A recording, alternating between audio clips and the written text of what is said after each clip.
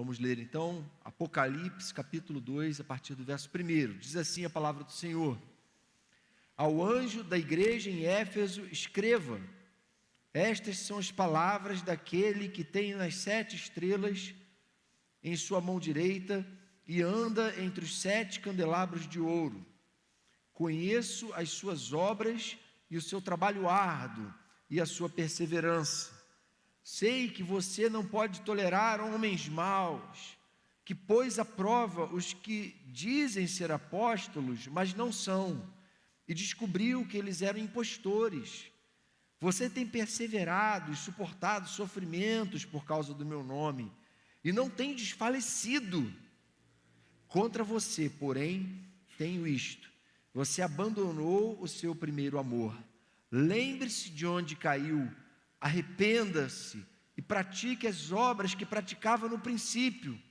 Se não se arrepender, virei a você e tirarei o seu candelabro do lugar dele. Mas há uma coisa a seu favor: você odeia as práticas dos nicolaítas, como eu também as odeio. Aquele que tem ouvidos, ouça o que o Espírito diz às igrejas. Ao vencedor darei o direito de comer da árvore da vida que está no paraíso de Deus. Amém? Há um tempo atrás eu li um livro do psiquiatra Augusto Cury, muito conhecido, muito lido no nosso país, e ele falava sobre a educação de crianças e sobre a importância de a gente não ter sempre uma palavra de crítica pronta, sem nunca elogiar. Então ele disse: olha, a gente pode sim criticar, repreender, educar, essa é a nossa função. Mas é sempre importante você também, da mesma forma, valorizar os aspectos positivos, os elogios. E às vezes a gente tem uma barreira enorme em relação a isso, não é? Mas é interessante que 2000 anos antes desse escritor falar sobre isso de um ponto de vista científico, Jesus falou isso e tratou assim os servos dele. O Senhor nos olha com esse equilíbrio, sem nos julgar pela nossa característica mais negativa. Às vezes a gente faz isso com as pessoas, usa de tanta crítica para com elas que a gente reduz elas aos seus piores defeitos, quando a gente deixa de elogiar. E a gente precisa parar e pensar a respeito disso, porque a igreja de Éfeso, segundo Jesus, nos elogios, que na verdade ele faz aqui 4 elogios muito profundos e significativos, era uma igreja laboriosa, empenhada no serviço, uma igreja que amava trabalhar, servir, estava sempre pronta a isso, uma igreja exemplar para nós nesse quesito. O outro elogio que o Senhor faz a Éfeso é que ela era uma igreja perseverante, que tinha paciência no meio da perseguição, de continuar pacientemente buscando o objetivo de todo cristão que quer hoje no mundo ainda viver o reino de Deus. Olha, mais um ponto para Éfeso. Éfeso vai se configurando como uma igreja modelo para mim e para você. E a gente está falando de igreja não só no âmbito institucional, mas eu e você como crentes devemos ter essas qualidades. Terceiro elogio: a igreja de Éfeso era madura a ponto de pôr à prova os seus próprios líderes quando esses estavam equivocados, não é? Se auto-intitulando apóstolos, falsos apóstolos, que procuravam se gabar através disso, não eram pessoas impostas, ou a quem se deu esse título, mas elas se davam esse título. E aí ele falou: olha, Éfeso é uma igreja tão boa, mas tão boa, que tem maturidade até para discernir esse tipo de manobra de autoridade. Mais do que isso, ele conclui dizendo: olha, você, Éfeso, é uma igreja fiel à sã doutrina, é uma igreja que procura se fundamentar na palavra, é uma igreja, enfim, que diante de tantos elogios que não estão vindo de homem algum, nem da sociedade, estão vindo da boca do próprio Senhor Jesus, na carta que ele escreveu para essa igreja, eu diria assim: olha, se o Senhor Jesus um dia escreve uma carta para mim, com todos esses elogios, para mim eu já podia ir para o céu, que já está bom, né? E aí, gente, ele fala assim: olha, vocês foram capazes de se opor aos nicolaítas. Os nicolaítas, a palavra significa literalmente dominadores do povo, homens que, segundo os historiadores dizem, eram usados, na verdade, se infiltravam na igreja para arrastar as pessoas para práticas de prostituição cultual em Éfeso, que era uma cidade onde havia esse tipo de prática cultica, não é?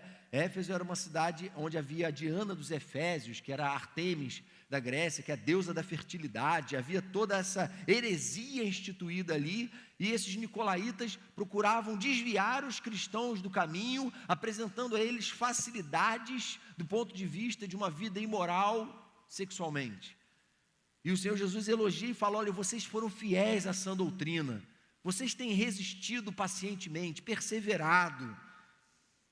Mas aí, irmãos, embora Éfeso se enquadre no nosso modelo de igreja, no nosso parâmetro do que seja uma igreja saudável e bem-sucedida, um cristão saudável e bem-sucedido, o Senhor levanta só uma questão que não é uma questão que se possa passar desapercebida, que a gente possa deixar para lá. Fala: só tem uma coisa contra você: você abandonou o seu primeiro amor. E essa coisa é uma coisa muito séria.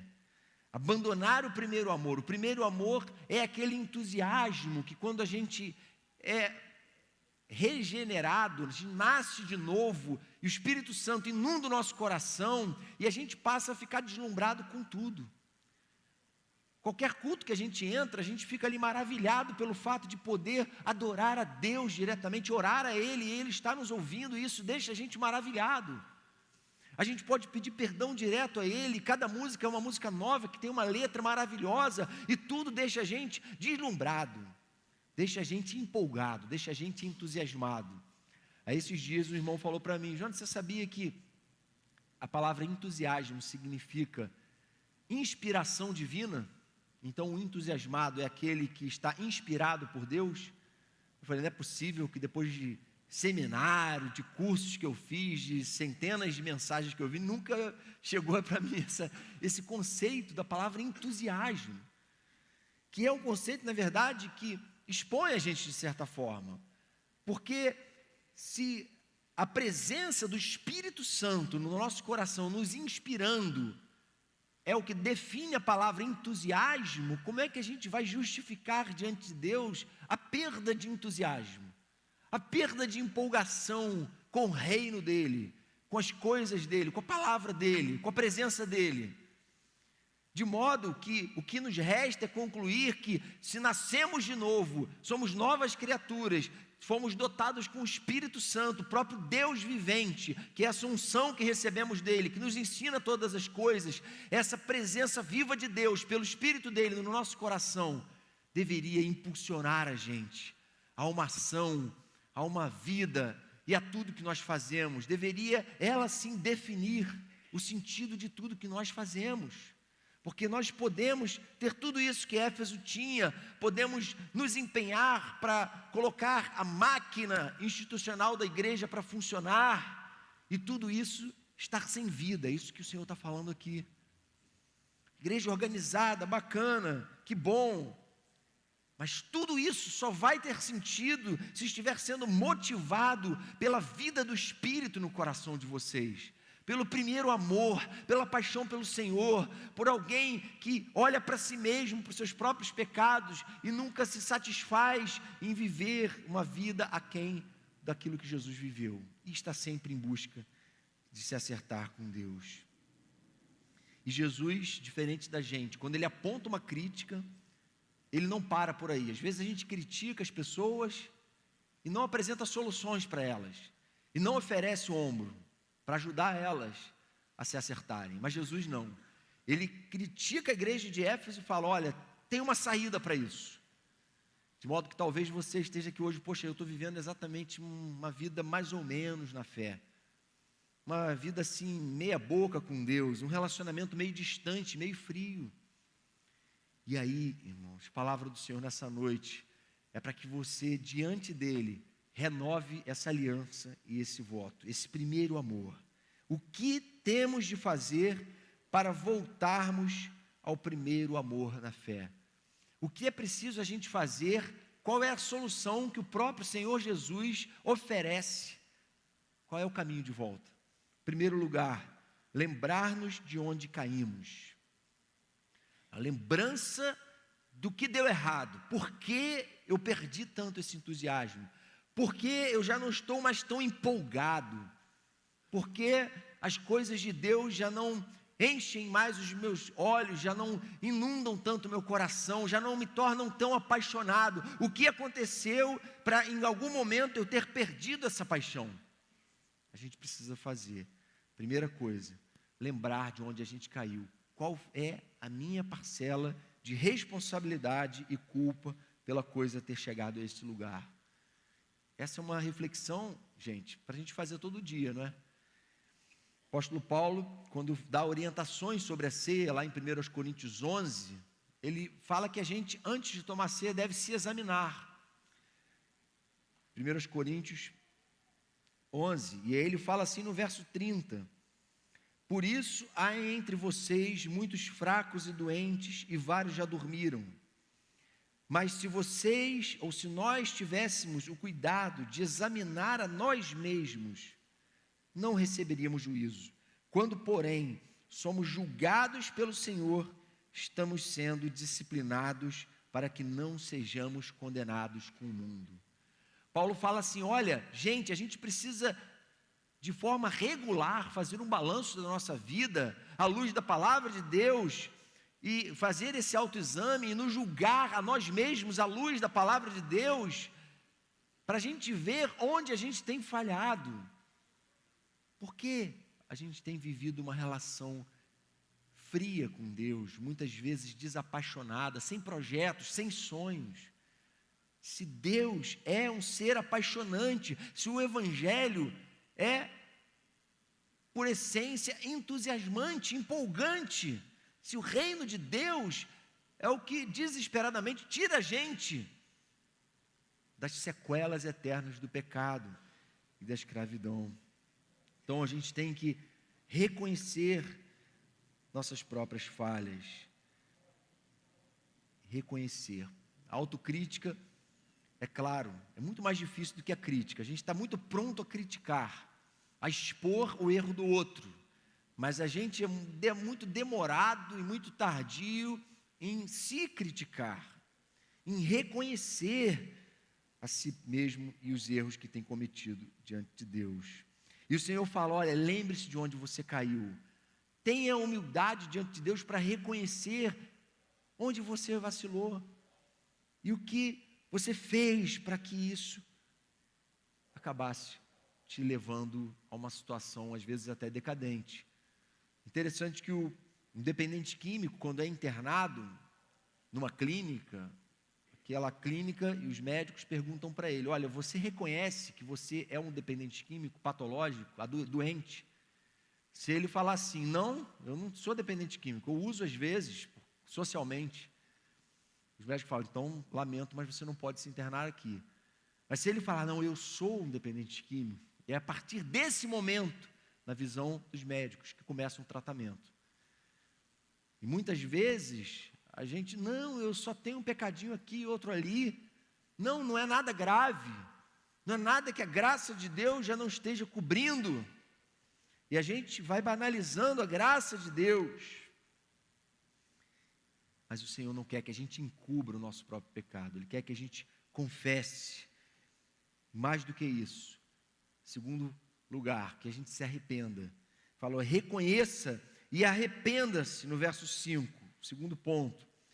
Se o reconhecimento é o primeiro passo para que a chama em nossos corações se mantenha acesa, o arrependimento é o segundo. O arrependimento não é, como alguns pensam, um mero remorso, um mal-estar por causa do erro.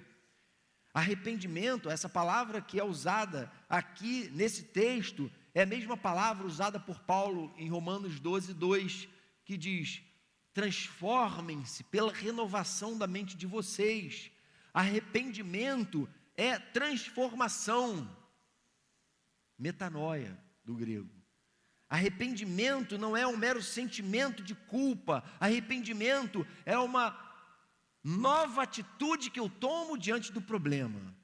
Se eu perdi o primeiro amor, porque eu de algum modo abandonei a prática das primeiras obras, de algum modo eu deixei minha fé ser arrefecida, eu agora preciso me arrepender do que eu fiz de errado.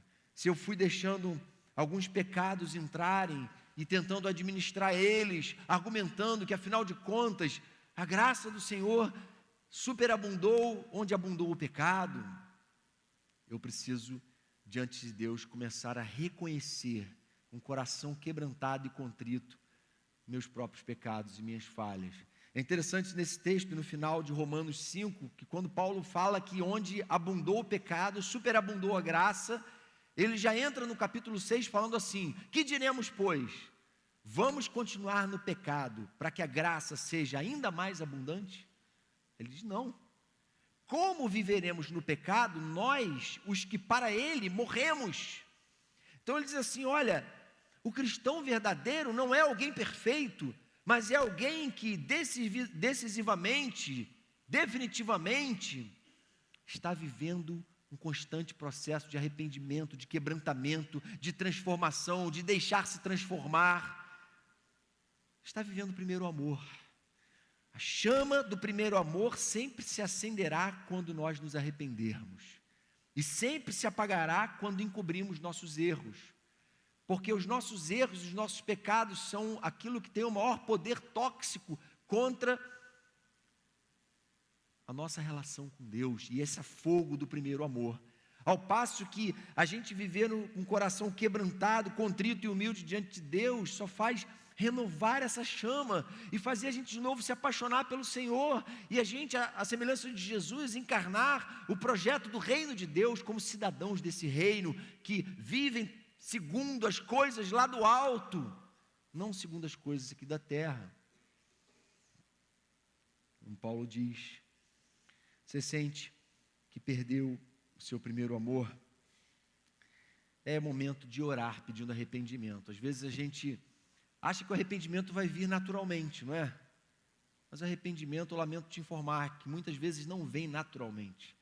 A gente tem uma natureza rebelde contra Deus, e às vezes até para que haja arrependimento verdadeiro no nosso coração, a gente tem que orar e pedir: Senhor, quebranta o meu coração. Senhor, se eu estou realmente errado nisso, me mostra, me confronta, gera peso no meu coração, que o Teu Espírito me convença do pecado, da justiça e do juízo, que Teu Espírito me conduza à verdade, que a unção do Espírito no meu coração me leve a essa verdade, e eu estou aberto a isso. Eu não sou o Senhor da verdade, eu não sou o Senhor da minha vida, eu não sou o sabichão, eu sou alguém que é um pecador, com um coração desesperadamente corrupto, que precisa ser confrontado, e precisa todo dia reconhecer seus próprios pecados, suas próprias falhas, e esse reconhecimento é importante, e esse arrependimento é importante, porque ele, sem dúvida nenhuma, vai reacender essa chama no nosso coração. Terceira e última solução que o Senhor apresenta dentro desse processo de tratamento que Ele está conduzindo a gente aqui no texto, fala o seguinte, olha, ainda no verso 5, volte à prática das primeiras obras. A gente precisa voltar. E que prática de primeiras obras são essas? A gente está falando de, enfim, trabalhar na igreja, de servir a igreja? Não, porque Éfeso era uma igreja extremamente trabalhadora, prestativa, pronta a servir. Então ele está falando aqui, gente, sem dúvida nenhuma, daquilo que é capaz de manter o nosso coração conectado ao Pai. Está falando aqui de oração, de a gente orar, ter tempo com Deus. Muitas vezes não é um tempo devocional apenas meia hora durante o dia, é mais do que isso, como Jesus vivia um relacionamento em tempo integral com Deus. Mais do que oração, mais do que tagarelar ao Senhor, é oração resignada. Senhor, se possível, passa de mim esse cálice, mas não seja feita a minha vontade. Não sou eu que dito as regras, não sou eu que digo como as coisas devem ser, é o Senhor. Além da oração, o que mais acendia essa chama no teu coração? A leitura e a meditação na palavra de Deus. Você lembra como você queria fazer plano de leitura, ler a palavra, meditar nela? Você queria procurar nela soluções para as crises que você vivia, e aí de repente ela ficou lá empoeirada no canto, e você já não tem mais tempo e já não se dedica mais a ela, como você se dedicava quando estava com o coração em chamas. E o Senhor está falando, olha, volta à prática daquilo que nutria a fé no seu coração, daquilo que fazia o teu coração arder. Volta a fazer isso. Tem gente que gosta de colocar louvor, não é? Alto e cantar louvores, amém, mas não cante de forma irrefletida. Pense no que você está cantando, cante consciente, adore ao Senhor, numa atitude de entrega completa a Ele, servir a Ele sim, mas não mecanicamente, servir consciente de que você é um recruta do reino de Deus e está aqui para a glória dEle, não servindo doente como o irmão mais velho do filho pródigo, que disse, meu pai, eu estou sempre aqui, eu mereço mais, mas servir ao Senhor, porque o coração está transbordando de gratidão, de alegria. 3 coisas que Jesus ensina para a gente aqui indiretamente a respeito de serviço. Primeiro é que é possível que alguém faça a obra de Deus depois de ter perdido o primeiro amor. Foi o que aconteceu com Éfeso. Ela era laboriosa, ativa na obra de Deus, mas havia perdido o seu primeiro amor.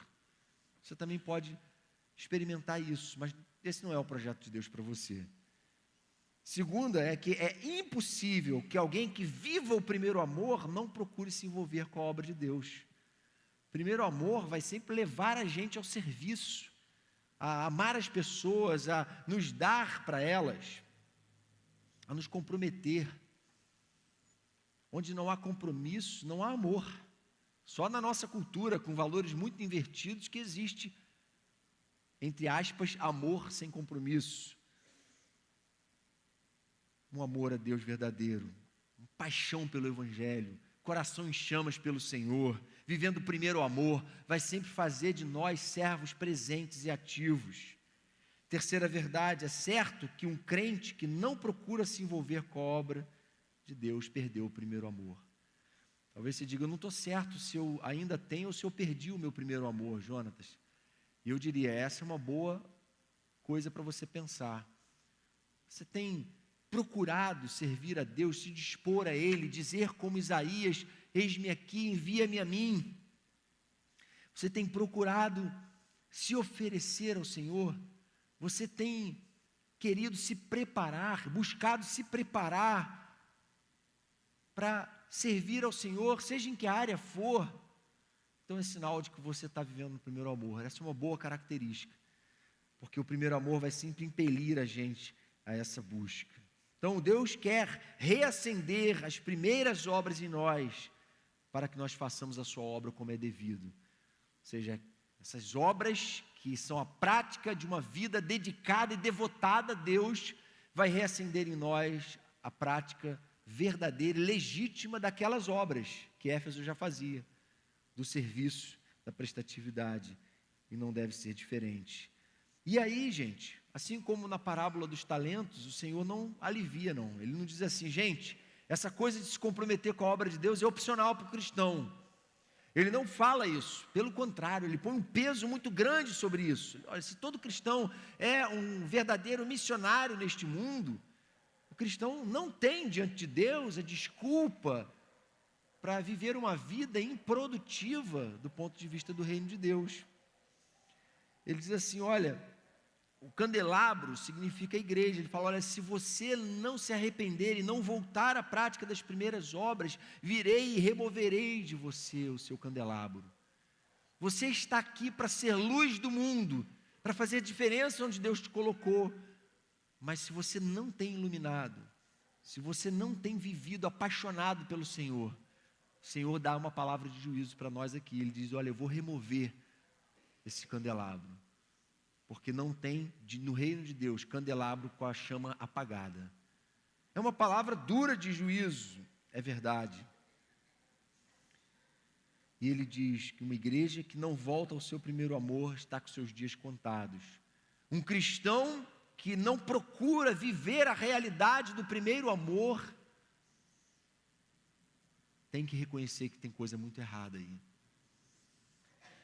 Certa vez o pastor Henrique falou isso, né? Que uma experiência de um amigo, uma pessoa na igreja, quando ele se converteu, ele estava vivendo naquele primeiro amor, apaixonado pelo Senhor, pelas coisas de Deus, e aí um irmão, já bem mais velho, bem mais cascudo na caminhada com Deus, falou para ele: olha, aproveita que logo, logo isso vai passar, é assim mesmo, no início é assim mesmo.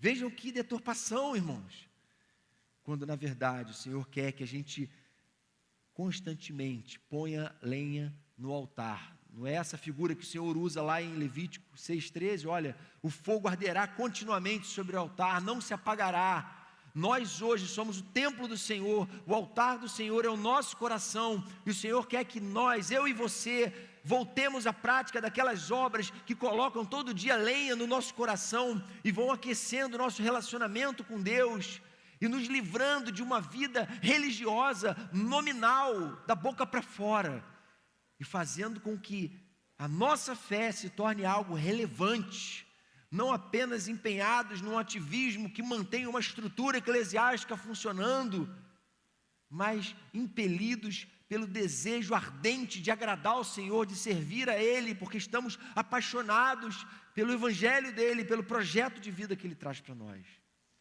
E aí o Senhor não conclui o texto com uma palavra de juízo. Isso é maravilhoso. Ele fala assim: se você voltar à prática das primeiras obras, ao vencedor eu darei que se alimente da árvore da vida que se encontra no paraíso de Deus. Bem, sabe por quê? Porque havia em Éfeso, a tamareira era a árvore de Diana dos Efésios, era uma árvore sagrada para eles. E naqueles rituais impuros e obscuros que eles praticavam, né, inspirados por demônios ali, eles buscavam sentido para a vida deles. Ele diz: olha, com vocês é diferente. O projeto de vida de vocês tem a ver com um paraíso, com o sonho da realização do projeto de Deus na vida de vocês, de se alimentarem da árvore da vida, e vocês serem esses entusiasmados, inspirados pelo Espírito, que procuram viver transbordando da presença dEle, não subjugados pela escravidão do pecado, mas livres para uma vida cheia da presença de Deus, cheia da alegria do Espírito. Algumas aplicações aqui para a gente encerrar. Primeira delas: se você perdeu o entusiasmo, olhe para trás e reconheça onde falhou ou tem falhado. Olhe para trás. Essa não é uma palavra de olha, está tudo perdido. Você falhou e agora já não há mais o que fazer, agora o candeeiro vai ser removido, o candelabro, você não vai ser mais luz. Não é isso que o Senhor faz. Ele fala: olha, por que você perdeu o entusiasmo? O que deu errado? Vamos reconhecer, vamos jogar limpo com Deus. Segundo lugar, busque em oração diante de Deus um arrependimento verdadeiro, que transforma de dentro para fora. Por que em oração? Porque por natureza, às vezes, a gente não se arrepende. É preciso a gente pedir a Ele: Senhor, quebranta esse coração duro aqui. Me mostra onde eu falhei, para que hoje eu esteja vivendo uma vida tão insossa, uma vida tão infrutífera, uma vida tão indiferente ao Teu reino, tão desapaixonada. Eu quero me apaixonar de novo. Meu coração se endureceu, eu não tenho me arrependido de falhas minhas que têm me distanciado do Senhor. Me mostra então, me confronta, me corrige pela Tua palavra, me corrige através da comunhão da igreja. Terceira aplicação para a gente se apaixonar novamente pelo Senhor: restabeleça diante de Deus um compromisso de buscá-lo diligente e apaixonadamente. Restabeleça esse compromisso que um dia já te levou a momentos de deslumbre, de gratidão, de entusiasmo com Deus e com as coisas dEle. Talvez você diga assim: não, Jantes, eu não tenho como restabelecer, porque eu nunca fiz isso. Amém, esse é o momento de começar, de você se lembrar do que pode fortalecer a tua relação com Deus. Quando a gente recebe as pessoas aqui na igreja, a gente pergunta: você se compromete a fazer uso de todos os meios que Deus criou para viver uma vida e um relacionamento verdadeiro e intenso com Ele? Oração, comunhão, leitura e meditação na palavra. A pessoa fala: sim, eu comprometo. Então, se você é membro do corpo de Cristo, você já se comprometeu com essa atitude. E o que o Senhor está dizendo para você é, simplesmente, volte a essa atitude. Volte a ter essa atitude sincera de buscar ao Senhor de todo o seu coração. E você vai ver que tudo vai mudar à sua volta. Quarta e última aplicação. Não viva com medo do juízo, mas sonhe com a promessa do paraíso. A palavra não viva com medo de que esse candelabro venha a ser tirado de você, porque Deus está muito mais preocupado em fazer descer sobre você o juízo dele. Muito pelo contrário, se o Senhor tivesse interesse em nos executar, Ele tem razões de sobra para isso. E Ele não teria encerrado o texto como Ele encerrou, dizendo: ao vencedor darei que se alimente da árvore da vida. Então o Senhor com isso está dizendo: olha, eu estou muito mais interessado em que vocês se apaixonem de novo, em que vocês experimentem a vida que eu preparei para vocês viverem, em que vocês se alimentem dessa vida, e eu prometo que eu vou dar para vocês com alegria de comer dessa árvore, se vocês pararem, refletirem, fizerem um balanço e voltarem a prática daquilo que fortalece a caminhada de vocês com Deus. Amém?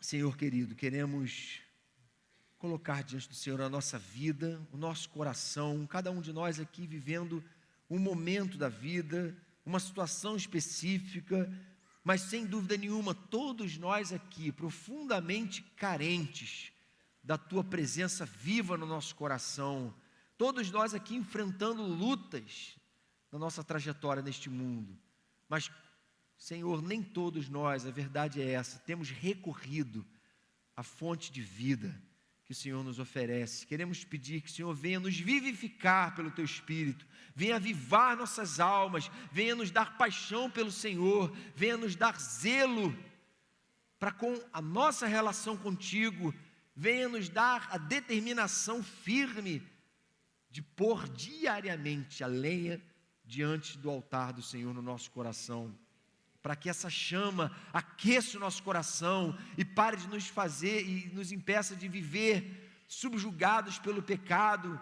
tristes por causa dos nossos erros passados, mas nos leve a viver sonhando com uma vida plena no futuro e no presente.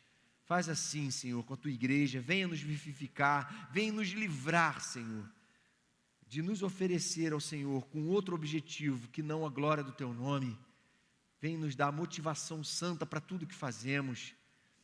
Vem, Senhor, acender no nosso coração a chama do primeiro amor e nos tornar novamente apaixonados pelo Senhor, em Teu nome, Jesus. Amém, Senhor.